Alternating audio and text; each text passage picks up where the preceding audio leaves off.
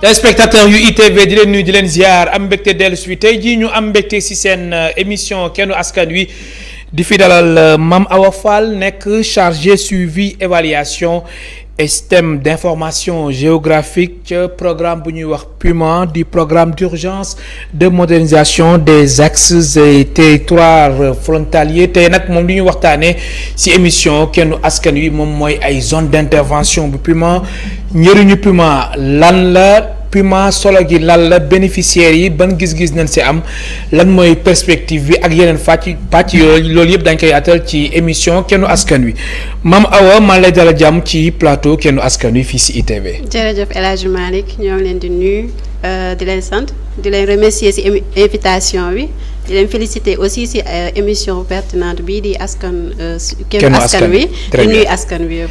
très bien di nuyu askan wi yëpp kennu askan wi di nuyu askan bi mu nekk lu am solo mbokk téléspectateurs yi ngeen ñuy suivre en direct ci ITV canal plus 217 TNT 15 ETL7 TV d'Orange numéro 6 ak page Facebook ITV Sénégal. Mame Awa Fall yow yaay chargé suivi évaluation et système d'information géographique programme bi ñuy wax PUMA d'abord comme c'est la première fois ngay ñëw ci plateau bi soo doon wax sa parcours sa jaar-jaar lan ngay wax suñu mbokk téléspectateurs yi. waaw jërëjëf sa présentation brève bi ma def. avant may dugg ci loolu nga may ma jox la nuyoo. équipe bu PUMA yëpp. ki ko jiite di suñu coordonnateur di monsieur Moussa Sow. di la jox aussi nuyu ministère développement communautaire solidarité nationale équité sociale territoriale. ki ko jiite di monsieur le ministre Samba Ndiobène Ka.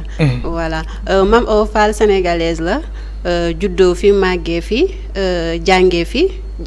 dellu fi di fi liggéey pour servir sénégalais. maa ngi am bac lycée Malick Sy de Thiès. voilà foofu laa jàngee après ma dem université Cheikh Anta Diop. fa laa amee maîtrise en géographie humaine. après ma am fa tamit master 2 en aménagement territoire décentralisation et développement local. par la suite aussi spécialisé wu nañu ci suivi évaluation à SMP et aussi gestion des projets à l'ISM de Thiès. jaar nañu ci ay projets programmes yu am solo. Comme MCA fa lañ njëkkee travailler jaar nañu aussi des projets ONG yu USAID comme FHI 360 RTI ba ni ñi ñëwee PUMA. voilà très bien alors Mame Awa Fall PUMA dañ koy faral dégg ñu ni PUMA dafa amal ay zone d'intervention. PUMA d'abord mooy lan. voilà ndax Sénégal yi dañ koy dégg ñu ni PUMA am na ay travaux yu mu def. mu ngi def ay jéego loolu sax daan si ñëw ci kanam tuuti ak image d'illustration. alors lan mooy PUMA.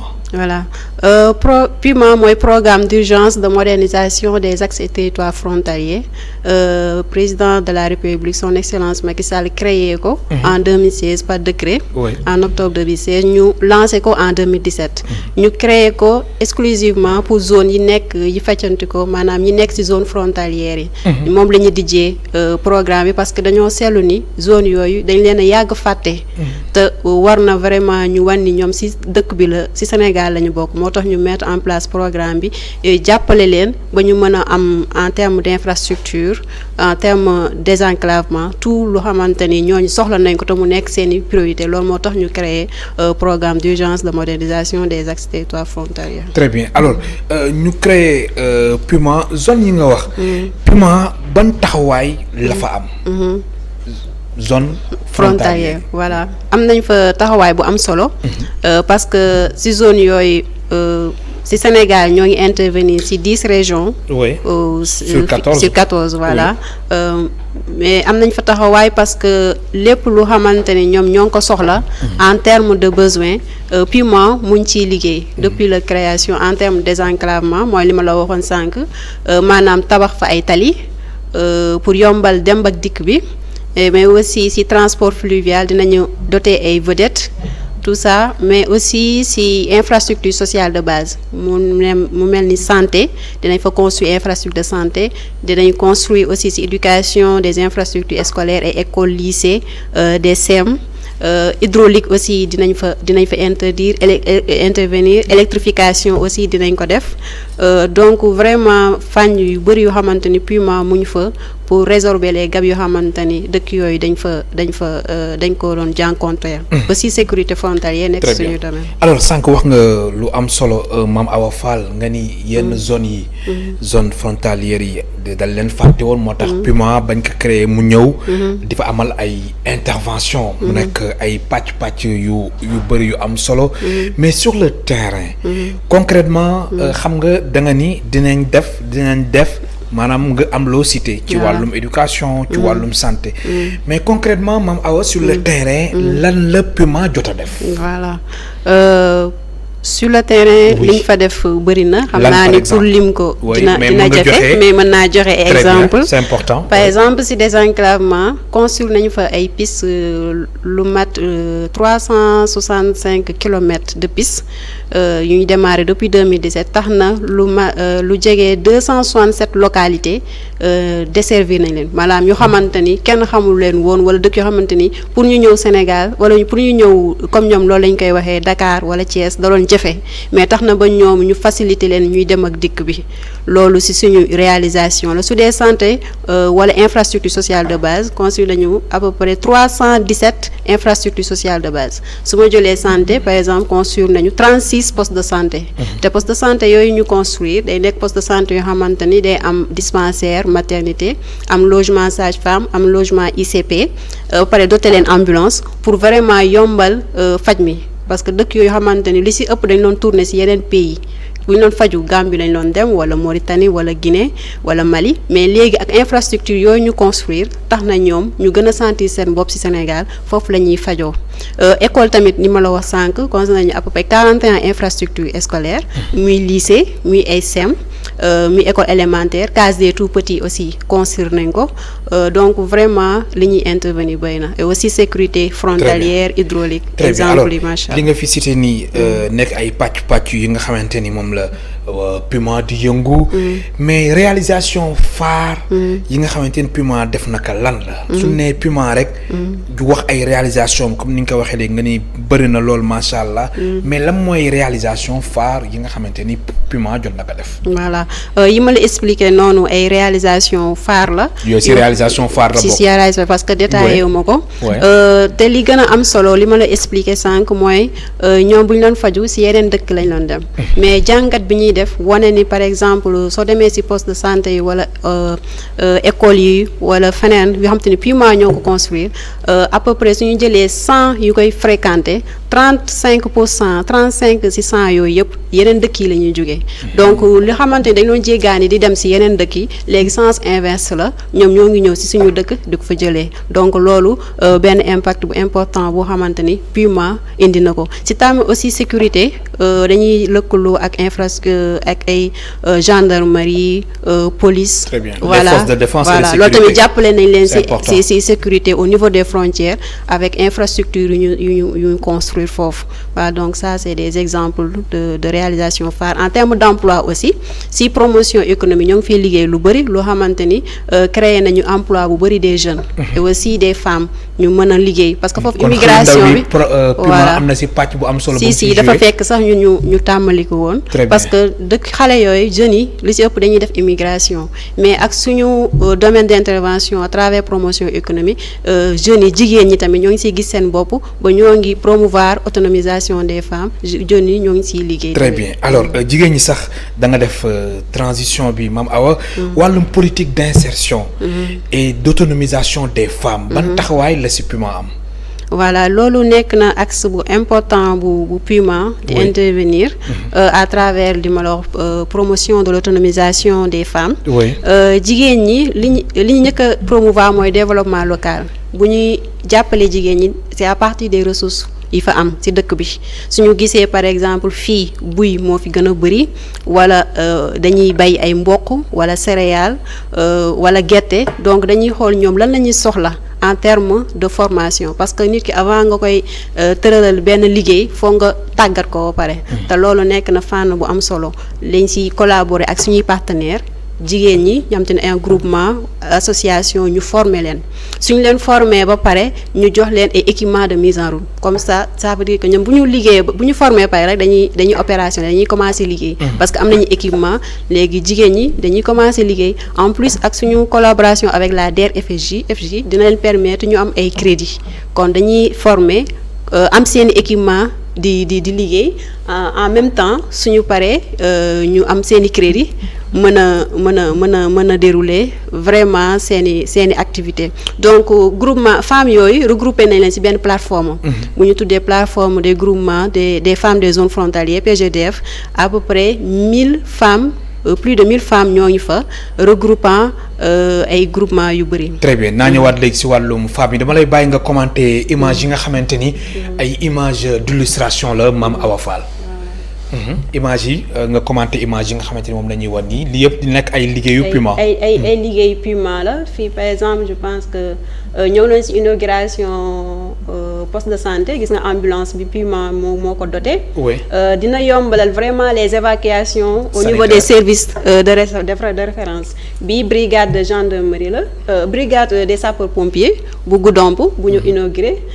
Ici ce sont des casernes sapeurs-pompiers de Goudomp moom laa doon wax sànq moom lañ doon inauguré fii en même temps accompagner femmes yi de Goudomp dans la dotation des moulins donc mooy wàllu sécurité bi dañu am collaboration avec la brigade nationale des sapeurs-pompiers moo ñu yombalal vraiment liggéey parce que sécurité vraiment ci zone yi nekk na gàllankoor fii piste la ay piste yoo xamante ni Puma ñoom ñoo construit fii c'est Darou Salam c'est à Kaolack aussi voilà nañ ko fii château d'eau la boo xamante ni Puma ñoo koy construire yii mooy poulailler lay ferme avicole yoo xamante ni ñoo ngi koy def ak femmes yi pour jàppale leen ci les activités génératrices de revenus donc vraiment jigéen ñi ndaw ñi mag ñi ñëpp ñoo ñu gis seen bopp ci programme Puma dans les zones frontalières. sànq yaa ngi woon ci ay chiffres ci wàllum statistique taxawaay bi nga xamante ni Puma am na ko ak jigéen ñi ma bàyyi la nga àggali ci jéego yi nga xamante ni Puma def na ko ci wàllum politique d'insertion et d'autonomisation des femmes. Voilà. mooy jigéen ñi li ma doon la wax mooy dañoo créer plateforme képp groupement femme bu xamante ni formé nañ la automatiquement da ngay bokk ci plateforme boobu ñoom ci boppam seen biir ñoom ñoo koy coordonner ñoom ñoo koy gérer ñun dañuy indi appui technique bi pour ñu gën leen mettre en réseau jigéen ñi comme ni ma la waxee suñu leen formé pare dañuy am appui matériel commencé opérationnel ñu jàppale leen ñu am des lignes de crédit mën a dérouler seen activité xam nga instant yi kon ils sont autonomes ñoo ngi travailler. En même temps chaque FIARA bu ñu organiser fii dañ leen di jàppale ba ñuy ñëw am seen stand jaay fii seeni produits femmes yooyu ñoo ngi ci 10 régions yëpp. voilà ki nekk Fouta day indi soowam ki nekk Kaolack indi noflaayam. ki nekk Kolda indi tiiram wala mu indi mielam yooyu yëpp ñu nekk ay produits transformés yoo xamante ni ñoom ñoo ngi ci xale en plus dañuy échanger seen biir. ki nekk Fouta su soxlaa ay dara mën na woo ki nekk Ziguinchor mu yónnee ko produit donc vraiment loolu mettre nañ ko en place. très bien alors concrètement objectif Puma lan la mooy def wërngal këpp 14 régions du Sénégal yi wala lan moo xew ba pour le moment 10 rek sur les 14 régions 10 rek mooy li nga xamante ne mooy taxawaayu Puma. voilà lan la wala loolu dafa nekk étape bu njëkk bi am na étape yu ci des mooy ngeen fexe ba nekk ci région yëpp. décret bi créé Puma. comme li nga waxee programme d'urgence de modernisation des axes territoires frontaliers zone frontalière rek. la ñuy intervenir c'est important téléspectateurs. voilà ci 14 régions yi 10 régions rek la ñuy intervenir. mooy yoo xam te ñoom dañoo am frontière avec les autres pays. soo ñu demee au niveau centre région de Fatick Kaolack Kaffrine la ñuy intervenir. parce que ñoom ñoo am frontière avec la Gambie. soo demee sud région de Ziguinchor Sédhiou ñoom ñoo am frontière avec Gambie ak Guinée-Bissau Kolda tamit dañ fay intervenir parce que moom am na frontière ak 3 pays. muy Gambie Guinée-Bissau ak Guinée-Conakry soo demee est pays bi dañuy intervenir au niveau de la région de Kédougou moom moo am frontière avec Guinée-Conakry ak Mali. Tamba aussi nekk dëkk bu am frontière ak 4 pays. muy Gambie Mali Guinée-Conakry ak benn partie ci Mali ci Mauritanie donc nekk na dëkk bu très frontalière si au nord ñoo ngi intervenir dans les régions de Saint-Louis et de Matam ñoom frontière avec Mauritanie. Donc Puma du intervenir Thiès, du intervenir Dakar, du intervenir Louga, du intervenir Diourbel parce que amuñu frontière. léegi yeneen dëkk yi xamante ni ñun intervenir ñu wala yeneen zones yi am na benn programme muy PUDC ñoom ñoo fay intervenir. programme d'urgence de développement communautaire. am na aussi Promoville ñoom ñoo intervenir ci ville yi. effectivement alors zone yi nga xamante ne ay zone frontalière li nga xamante ni moom ngeen di intervenir. da ngeen fa am ay représentants. waaw.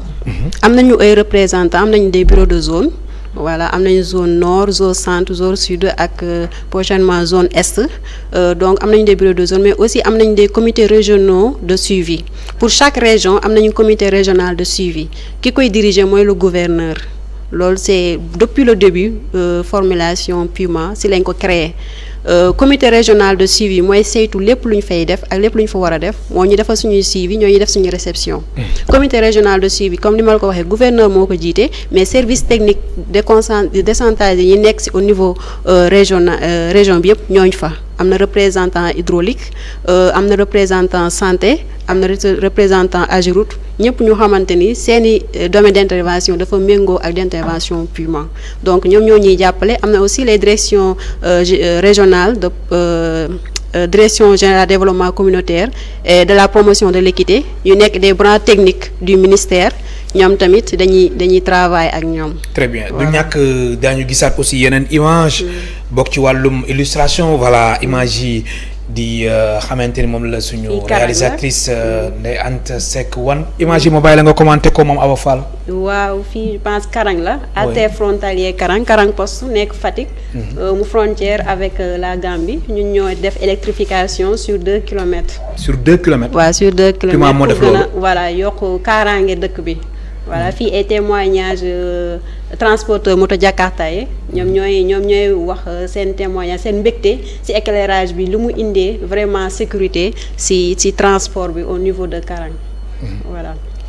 kon daal Puma daal lépp lu jëm ci wàllum waa yi tamit yéen a ko def. voilà toujours fii wàllum électrification dañ ciy liggéey lu bari. très bien Mame Awa Fall chargé suivi évaluation et système d'information géographique Puma mooy tey suñ gan ci émission Kennu Askan Wi ngeen ñuy suivre en direct ci ITV Canal Plus 217 TNT 15 Eutelsat TV d'Orange numéro 6 ak page Facebook ITV Sénégal. Mame Awa wàllum programme spécial bu ñuy wax Bundu Gajaga. lan la programme bi tëddee. ak lan moo ci taxawaayu Puma. voilà Bundu Gajaga buñ ko déggee suñu xel day dem ci zone Tambacounda. Kédougou foofu la ñu doon wooyee. Tamba Kédougou voilà Bundu Gajaga. plus Tamba dans le département Bakel Goudiri ak un peu département Saraya ci région de Kédougou comme li ma la ko expliqué sànq ñaari région yooyu nekk na région yu xamante ni. dañoo désenclavé dañoo enclavé. voilà sori nañu loolu am dëkk yoo xamante ni yu bëri dañ leen a yàgg fàtte donc mu nekk benn priorité sur priorité sax laa ko mën a tuddee. ñu mettre en place un programme spécial Bundu Gajaga sur instruction du président de la République ñu démarré ko depuis l'année dernière ñu def fa investissement yu am solo lu mel ni lu wàllu tali wàllu infrastructure scolaire santé aussi ak éclairage ak hydraulique donc démarré nañ ko depuis l'année dernière ñu commencé ko investir nañu fa à peu près 7 milliards ci zone boobu juste pour gën leen a suqali. voilà alors su ma la déggee bu baax ngay wax.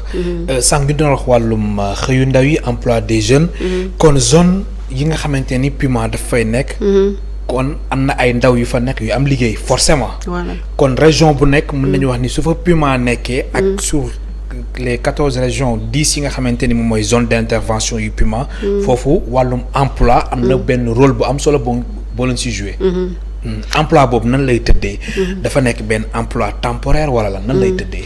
am na ñaar yëpp am na emploi temporaire parce que infrastructure yi ma la cité dès le début bu ñu koy construire. oui. entreprise bi koy construire dafay am obligation jël ci main d'œuvre locale mooy ndaw dëkk bi. bu ñuy construire voilà nekk très bien. dañ leen di jël kon loolu benn partie la ci emploi yi ñuy créer.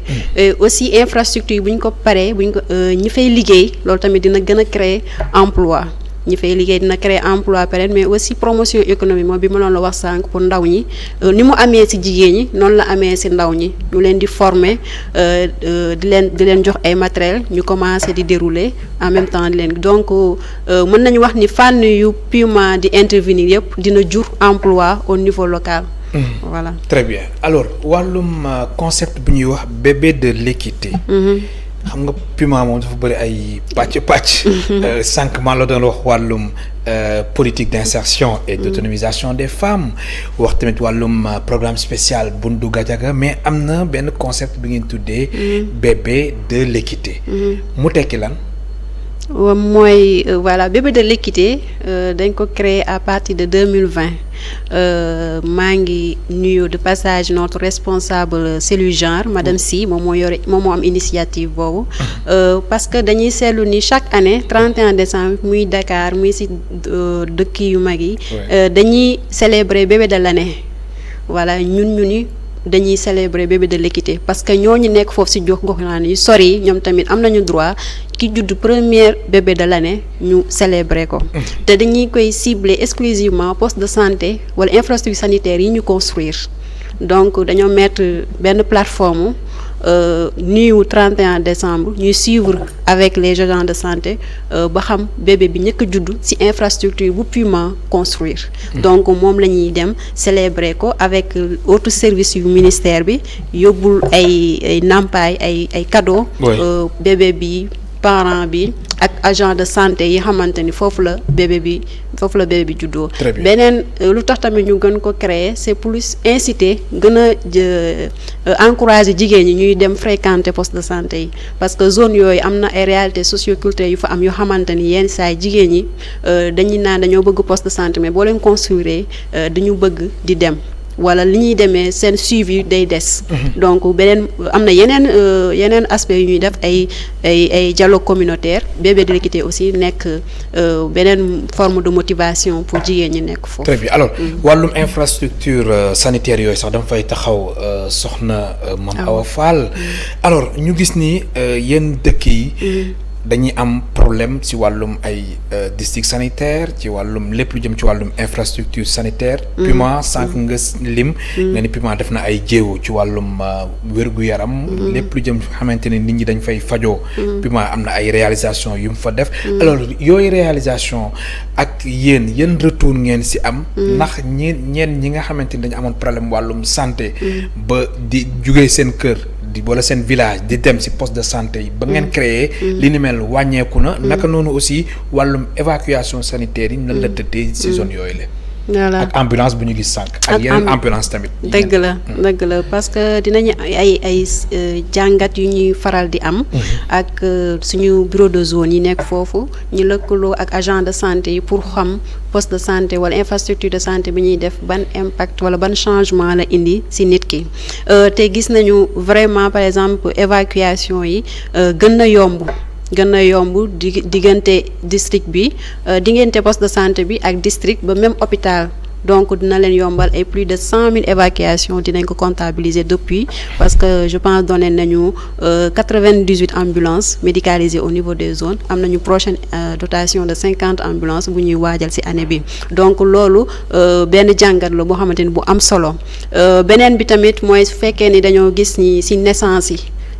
parce que li ci ëpp ak dëkk yi suñu naroon a dem di wasin jigéen ñi dañ doon gis ni day am ay accouchement à domicile wala taux de natalité bi dafay wàññeeku donc loolu mortalité infantile je veux dire donc loolu tax na poste de santé yi ba ñu am taux de naissance vivant bu élevé dans les zones frontalières mais aussi les consultations dañu tàngat ñu xool consultation yi à peu près ñaata lañ koy am te chiffres yi macha allah c'est nekk na lu dal xel par rapport ak avant ñuy ñëw Puma avant ñu créé Puma ak léegi dinañ comptabiliser ay 40 000 par zone par exemple consultation yu fréquent xale yi mag ñi ñëpp dinañ ci gis seen bopp donc am na ay changements palpables yoo xamante ni gis nañu ni avec poste de santé yi am na ko ci amélioration. Très bien alors poste de santé am ay yokkute am amélioration ci fànn boobule est-ce que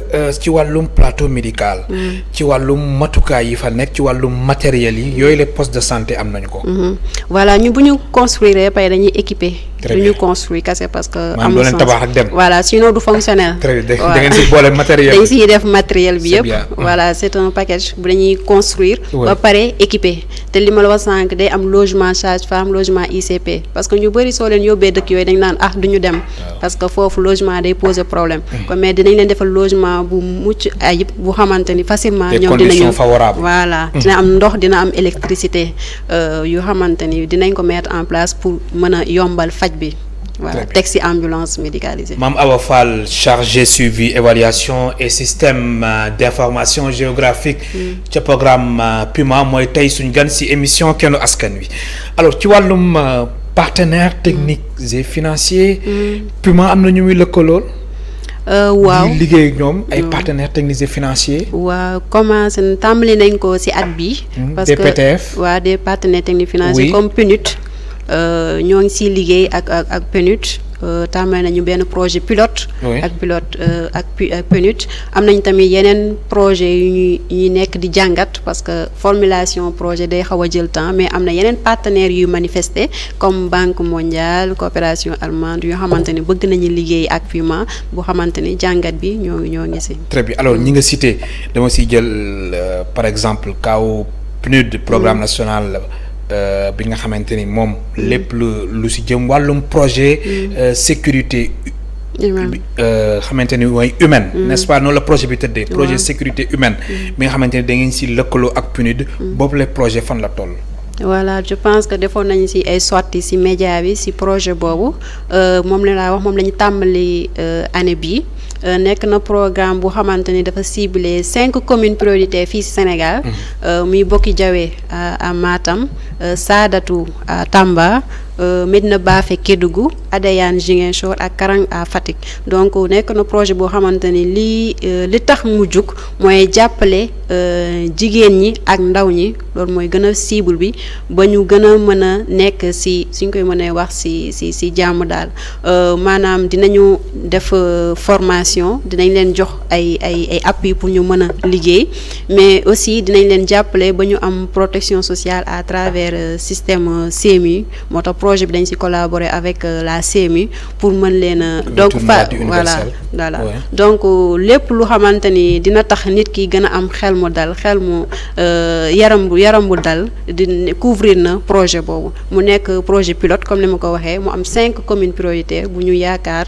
dinañ koy yokk ci yeneen communes dans les autres phases d'extension. Très bien alors zone yi nga xamante ne moom la Puma di intervenir yenn zones yi dañuy am jafe-jafe ci wàllum connectivité téléphonique loolu yéen Puma da ngeen ci xar seen tànk tubéy ngeen taxaw tem ngir fexe ba mbir mi mën a am ay changement mbir mi mën a améliorer wu alors li yan jéego la ci Puma jot a def mu soxal wàllum lu ñuy wax connectivité téléphonique. voilà bokk na ci suñu axe d'intervention prioritaire mooy connectivité téléphonique et numérique nekk na liggéey boo xamante ni somb nañ ko di ci liggéey ak acteurs parties prenantes yëpp muy opérateurs yi muy ministère des télécommunications parce que zone yooyu manque couverture téléphonique nekkatul sax jokkoo bi mais sécurité la sa problème de sécurité la donc ñoo ngi ci liggéey bu am solo def nañu ay études yu am solo ba def budgétisation projet bi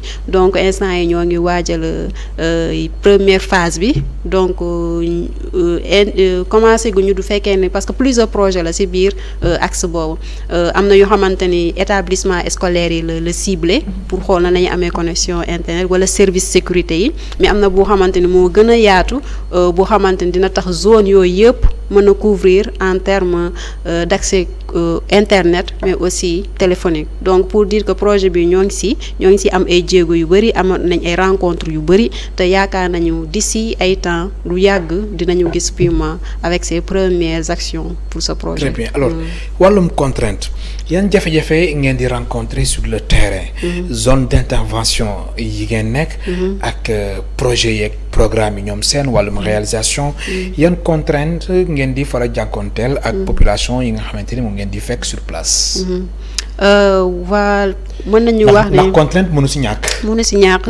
te day nekk loo xamante ne da lay permettre boo ko jàngatee nga génne ci ay recommandations pour que la prochaine fois nga mën ko teel a jéggi. balaa mu lay dalaat wala yeneen di la dalaat donc contrainte comme ni nga ko wax du ñàkk parce que nekk na ay zones yoo xamante ni dafa yaatu ba pare zones yu sori balaa nga faa dem premier compte suñ ko mënee wax mooy par exemple enclavement yi parce que war nga mën a construire benn poste de santé mais entreprise pour dem fa wala yóbbu fa ciment wala yóbbu fa suuf day nekk jafe-jafe ay zone enclavé en plus ak taw bi day dagg dëkk yooyu pour nga dem fa day jafe donc leelu nekk na benn contrainte bu xamante ni ñoo ngi koy rencontre mais souvent population locale yi dañuy collaborer ñoom ñoo lay indi ay stratégie pour évacuer pour indi approvisionner ciment bi wala pour indi lii donc souvent ñun yenn jafe-jafe yi dinañ si mën a indi saafara ak population locale yi je pense que loolu mooy problème. alors nga ni population bi dañuy collaborer.